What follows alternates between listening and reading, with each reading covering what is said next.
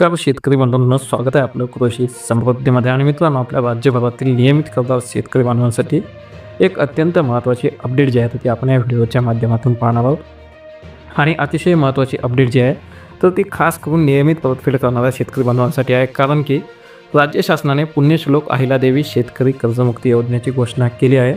आणि महत्त्वाचं म्हणजे ही घोषणा केल्यानंतर जे काही आपल्या गट सचिवांचं असहकार आंदोलन होतं तर त्या आंदोलनामुळे आपल्या कर्जदार शेतकरी बांधवांची जी माहिती आहे तर ती वेळेत भरता येईल का असा प्रश्न उपस्थित झाला होता.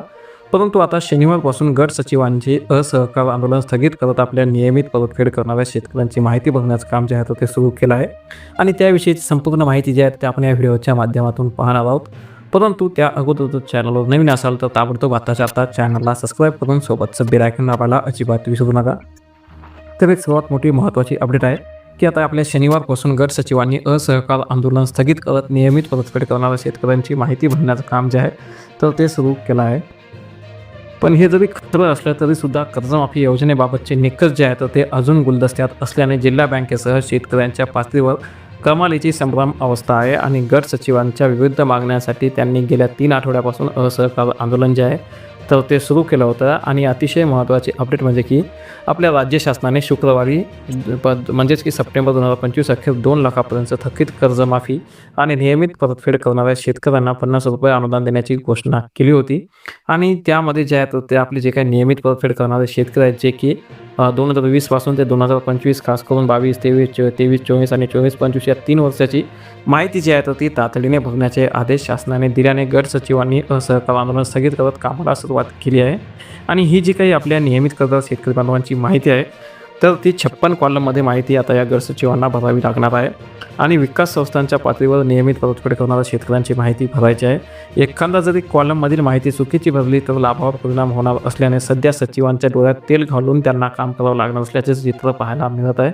आणि जे कर्जमाफीची घोषणा आहे तर त्यामध्ये चालू वसुलीवर सुद्धा परिणाम झाला आहे. आणि राज्य सरकार आपली कर्जमाफी करणार असं सांगितल्यानंतर कर्ज परतफेडीवर मोठा परिणाम झाला आहे.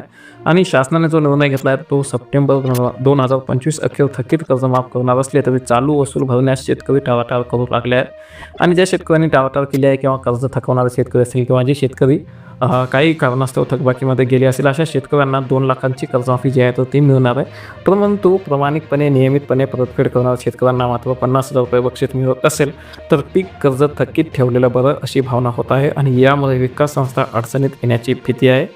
आणि जरी असं असलं तरीसुद्धा आपल्या नियमित कर्ज परतफेड करणाऱ्या शेतकऱ्यांसाठी एक अतिशय महत्त्वाची माहिती सुद्धा समोर आली आहे की शनिवारपासून यांची माहिती भरायला सुरुवात झालेली आहे. जवळपास 56 कॉलममध्ये ही माहिती जमा करण्यात येणार आहे.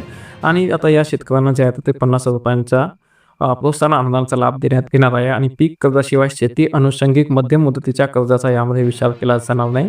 आणि कर्जमाफीची माहिती भरायची असल्याने शेतकऱ्यांसाठी असहकार आंदोलन स्थगित केले गेले आहे. आणि नियमित परतफेड करणाऱ्या शेतकऱ्यांची माहिती भरण्याचं काम सुरू झालं आहे अशी माहिती प्रकाश टिपणवार जिल्हा प्रतिनिधी गट सचिव संघटना यांनी दिली आहे. आणि यांनी दिलेली ही माहिती आपल्या नियमित कर्जदार शेतकरी बांधवांसाठी अत्यंत महत्त्वाची आहे. आणि त्यांच्यापर्यंत हा व्हिडिओ ही माहिती अपडेट नक्की शेअर करा. चॅनलवर नवीन असाल नक्की सबस्क्राईब करा. धन्यवाद.